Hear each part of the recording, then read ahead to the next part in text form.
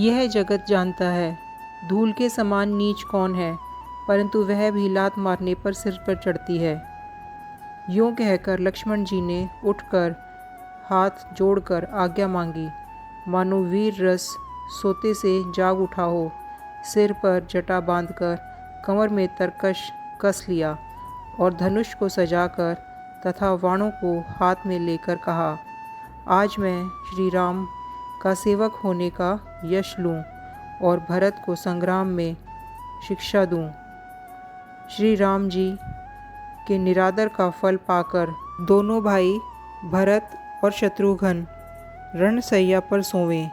अच्छा हुआ जो सारा समाज आकर एकत्र हो गया। आज मैं पिछला सब क्रोध प्रकट करूँगा।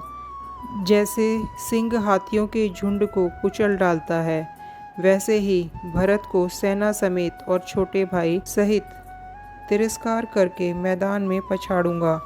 यदि शंकर जी भी आकर उनकी सहायता करें तो भी मुझे राम जी की सौगंध है। लक्ष्मण जी को अत्यंत क्रोध से तमतमाया हुआ देखकर और उनकी प्रामाणिक सौगंध सुनकर सब लोग भयभीत हो जाते हैं। सारा जगत भय में डूब गया।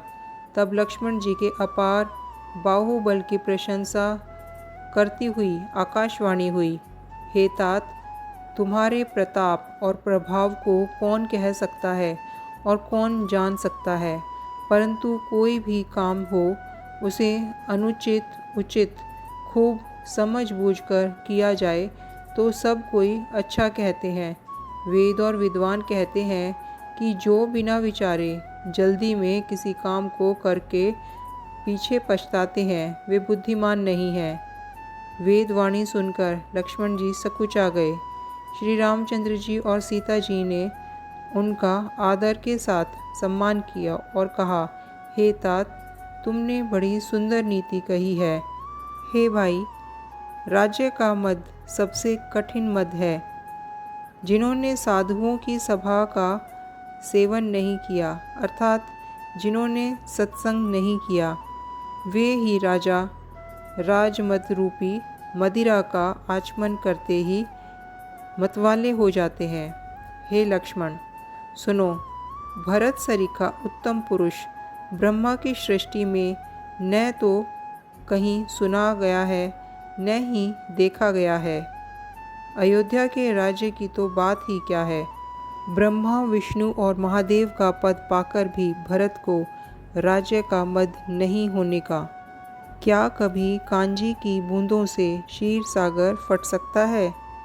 अंधकार चाहे तरुण अर्थात मध्यांतर के सूर्य को निगल जाए, आकाश चाहे बादलों में समा कर मिल जाए, गो के खुर इतने जल में अगस्त्य जी डूब जाएं और पृथ्वी चाहे अपनी स्वाभाविक सहनशीलता छोड़ दे, मच्छर की फूंक से चाहे सुमेरु उड़ जाए, परंतु हे भाई, भरत को राजमद कभी नहीं हो सकता।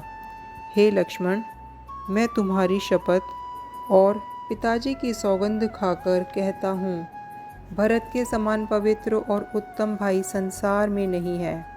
हे तात, गुण रूपी दूध और अवगुण रूपी जल को मिलाकर विधाता इस दृश्य परपंच को रचता है, परंतु भरत ने सूर्यवंशी तालाब में हंस रूप जन्म लेकर गुण और दोषों का विभाग कर दिया है, दोनों को अलग अलग कर दिया। गुण रूपी दूध को ग्रहण कर और अवगुण रूपी जल को त्याग कर भरत ने अपने यश से जगत में उजियाला कर दिया है। भरत जी के गुण, शील और स्वभाव को कहते कहते श्री रघुनाथ जी प्रेम समुद्र में मगन हो गए। श्री रामचंद्र जी की वाणी सुनकर और भरत जी पर उनका प्रेम देखकर समस्त देवता उनकी सराहना करने लगे और कहने लगे कि श्री रामचंद्र जी के समान कृपा के धाम प्रभु और कौन है। यदि जगत में भरत का जन्म न होता तो पृथ्वी पर संपूर्ण धर्मों की धुरी को कौन धारण करता।